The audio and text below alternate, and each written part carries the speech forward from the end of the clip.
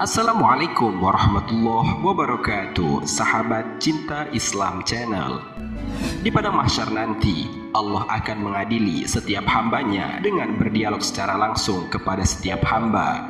Hal ini sesuai dengan sabda Nabi Muhammad SAW. Tidaklah seorang pun dari kamu melainkan diajak berbicara oleh Tuhannya.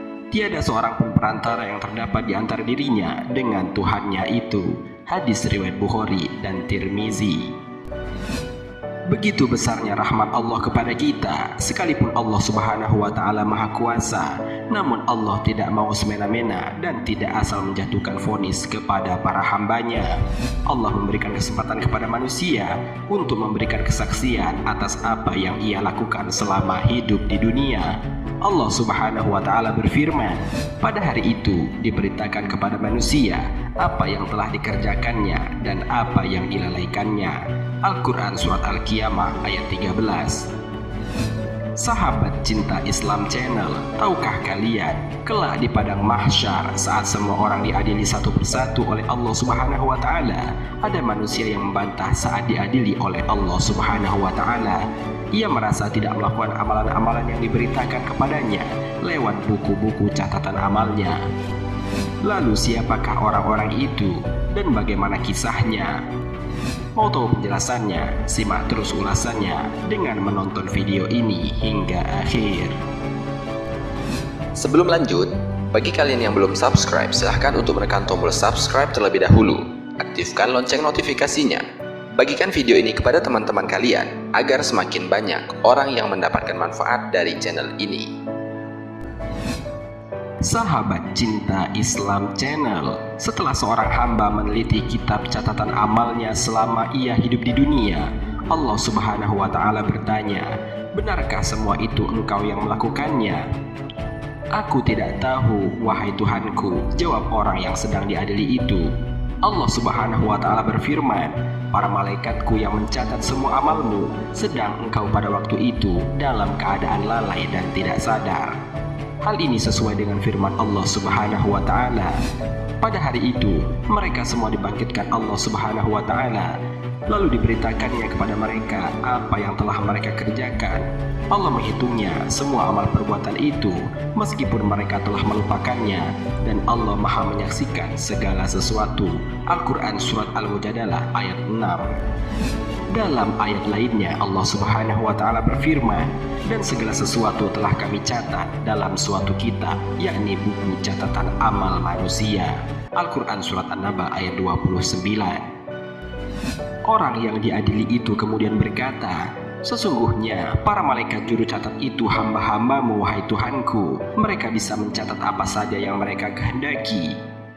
Hanya Engkau Tuhanku, hakim yang tidak menerima suatu pengaduan selain dengan bukti yang nyata. Kemudian Allah Subhanahu wa Ta'ala berfirman, wahai hambaku, kalau begitu siapakah yang harus menjadi saksi? Padahal semua malaikat itu hamba-hambaku dan engkau telah menolak semua catatannya. Orang yang diadili itu kemudian terdiam. Kemudian Allah Subhanahu wa Ta'ala berfirman, bagaimana jika aku perintahkan anggota badanmu menjadi saksi? Maukah engkau menerima dan mengakui kesaksiannya?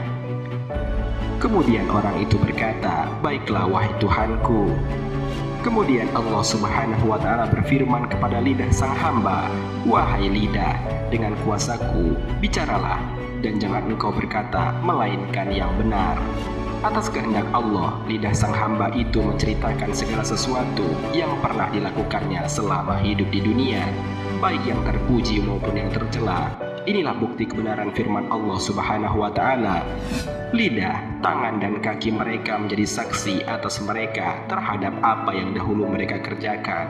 Al-Quran Surat An-Nur ayat 24. Mendengar kesaksian yang diberikan oleh lidahnya, sang hamba mengajukan keberatan. Wahai Tuhanku, Engkau mengetahui bahwa lidahku adalah musuhku sewaktu di dunia. Dosa-dosaku terjadi karena kelancangannya. Karena itu, aku tidak bisa menerima kesaksiannya. Dan Engkau adalah hakim yang maha adil, yang tidak bisa menerima kesaksian seorang musuh terhadap musuhnya. Kemudian, Akhirnya, seluruh anggota badan sang hamba memberikan kesaksian kepada Allah Subhanahu wa Ta'ala. Hal ini sebagaimana firman Allah Subhanahu wa Ta'ala dalam Al-Quran. Pada hari ini, kami tutup mulut mereka, dan tangan mereka akan berkata kepada kami, dan kaki mereka akan memberi kesaksian terhadap apa yang dahulu mereka kerjakan. Al-Quran Surat Yasin ayat 65. Dalam ayat lainnya Allah Subhanahu wa Ta'ala berfirman, bahkan manusia menjadi saksi atas dirinya sendiri, dan meskipun dia mengemukakan alasan-alasannya. Al-Quran Surat Al-Qiyamah ayat 14-15. Kemudian Allah Subhanahu wa Ta'ala berfirman, baiklah, sekarang aku meminta kesaksian dari kedua tanganmu. Atas izin Allah Subhanahu wa Ta'ala, seketika kedua tangan si hamba itu mengemukakan semua yang telah dilakukannya selama di dunia. Setelah mendengar kesaksian kedua tangannya, sang hamba itu kembali protes. Ia mengatakan, menurut ketentuan Rasulullah SAW, satu saksi itu tidaklah cukup, maka harus ada saksi kedua yang menguatkannya. Dalam hal ini, kedua tangan memang terhitung satu saksi. Maka untuk kesekian kalinya, Allah Subhanahu wa Ta'ala yang Maha Pengasih lagi Maha Penyayang menerima protes keberatan sang hamba tersebut. Lantas dimintalah kedua kaki sang hamba untuk berbicara. Atas izin Allah Subhanahu wa Ta'ala, kedua kaki sang hamba itu mengungkapkan seluruh perbuatannya selama hidup di dunia. Usai menyimak keterangan yang diberikan oleh kedua kakinya, sejenak sang hamba terdiam dan heran. Kemudian kulitnya pun diminta memberikan kesaksian yang sama sesuai dengan apa yang ia lakukan selama ia hidup di dunia. Akhirnya, sang hamba tersebut mengakui semua kesalahan yang pernah ia perbuat selama hidup di dunia, dan ia pun dimasukkan ke dalam nerakanya Allah Subhanahu wa Ta'ala. Sahabat Cinta Islam Channel, Ibnu Qayyim dalam risalahnya menjelaskan 6 jenis syafaat yang dimiliki oleh Nabi Muhammad SAW. Kelak syafaat itu akan diberikan kepada orang-orang yang dikehendaki Nabi dan diridhoi oleh Allah Subhanahu wa Ta'ala untuk menerima syafaat Nabi tersebut. Syafaat itu adalah: pertama, syafaat yang besar atau asy-syafa'ah al-kubra. Disebut syafaat besar karena hanya Nabi Muhammad SAW lah yang dapat memberikan syafaat itu. Seluruh Nabi dan Rasul selain dirinya tidak mampu untuk melakukannya. Hal ini terjadi ketika umat manusia menjelang dihisab di pengadilan hari akhir nanti. Keadaan di padang mahsyar sangat memberatkan manusia. Tiap orang lantas mendatangi nabi-nabi mereka. Namun setiap nabi itu menolak untuk memberikan syafaat hingga sampailah mereka kepada Nabi Muhammad SAW. Kemudian Rasulullah SAW pun memohonkan syafaat kepada Allah Subhanahu wa Ta'ala bagi mereka.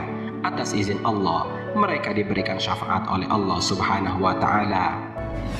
Dari Anas bin Malik, Rasulullah SAW bersabda, ketika hari kiamat datang, manusia berduyun-duyun mendatangi Nabi Adam dan mengatakan, berilah syafaat kepada kami. Adam menjawab, aku tidak punya hak. Pergilah kalian kepada Nabi Ibrahim, karena dia adalah kekasih Allah Azza wa Jalla. Mereka mendatangi Nabi Ibrahim. Nabi Ibrahim berkata, aku tidak mempunyai hak. Pergilah kalian kepada Nabi Musa, karena dia adalah kalimullah atau orang yang diajak berbicara langsung oleh Allah. Mereka mendatangi Nabi Musa. Nabi Musa berkata, aku tidak mempunyai hak. Pergilah kalian kepada Nabi Isa, karena dia adalah ruhullah dan kalimatnya.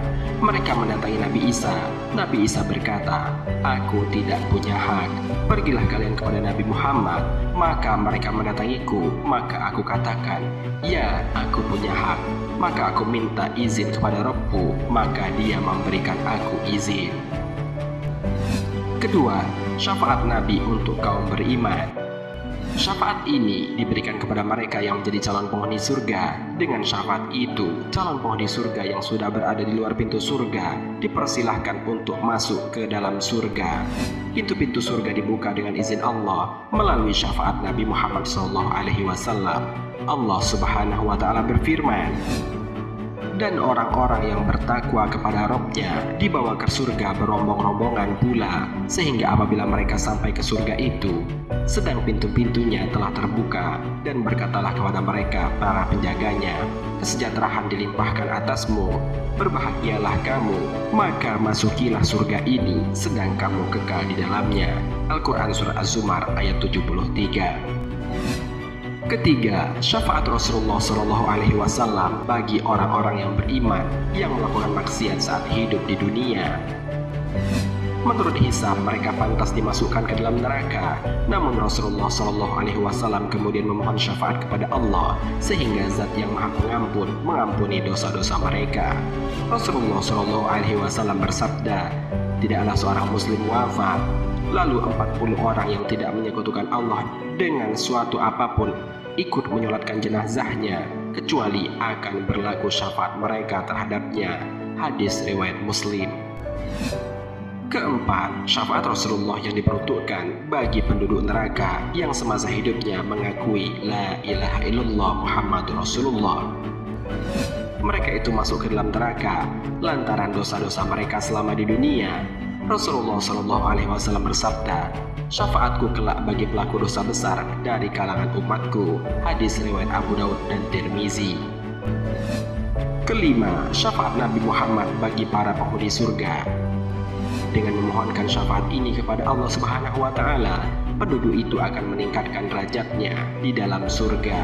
Hal itu sesuai dengan firman Allah Subhanahu wa Ta'ala.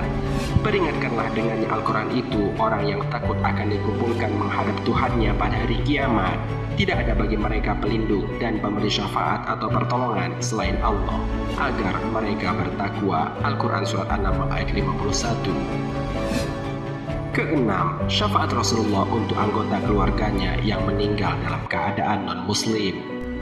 Sebagai contoh, Abu Thalib, dialah paman Nabi Muhammad SAW yang dengan penuh kasih sayang terus melindungi dan merawat beliau, namun ia meninggal dalam keadaan kafir. Dengan syafaat Rasulullah SAW, azab yang kelak ditimpahkan kepada Abu Thalib akan diringankan azabnya. Rasulullah SAW bersabda, penduduk neraka yang paling ringan siksanya adalah Abu Thalib. Dia diberi 2 sandal yang menyebabkan otaknya mendidih. Hadis riwayat Ahmad. Sahabat Cinta Islam Channel, demikianlah kisah orang yang memprotes Allah Subhanahu wa Ta'ala atas catatan amal selama ia hidup di dunia, dan 6 syafaat Nabi Muhammad SAW. Semoga dengan adanya video ini dapat menambah keimanan kepada Allah Subhanahu wa Ta'ala dan kecintaan kita kepada Nabi Muhammad SAW, sehingga kelak kita akan mendapatkan syafaat dari Nabi Muhammad di hari kiamat. Amin Allahumma amin. Wallahu a'lam bishawab. Jika terdapat kesalahan dalam penyampaian ini, admin mohon maaf, dan itu merupakan kesalahan dari admin sendiri. Jika ada benarnya, itu adalah dari Allah Subhanahu wa Ta'ala. Semoga bermanfaat. Wassalamualaikum warahmatullahi wabarakatuh. Syukran ya Rabbi, syukran.